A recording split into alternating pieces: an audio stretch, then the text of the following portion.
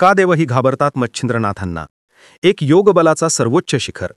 मच्छिंद्रनाथ महाराजांनी ब्रह्मज्ञान, तंत्र, मंत्र आणि योग सामर्थ्याची उच्चतम सिद्धी प्राप्त केली होती.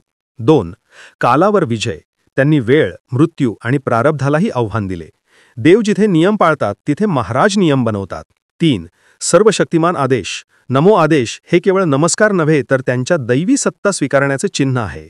देव, गंधर्व, यक्ष आणि राक्षस सुद्धा मच्छिंद्रनाथांच्या आदेशासमोर मान झुकवतात. 4. अघोरी तेज. त्यांच्या तेजाचा सामना कोणी करू शकत नाही. शिवाच्या त्रिनेत्रासारखे त्यांचे नेत्र जळजळीत होते आणि क्रोधात आल्यास ब्रह्मांड हलू शकतं. एक रहस्य कथा. एकदा इंद्राने मच्छिंद्रनाथांच्या भक्ताला त्रास दिला. महाराजांनी ध्यानातून डोळे उघडले आणि केवळ एक आदेश दिला.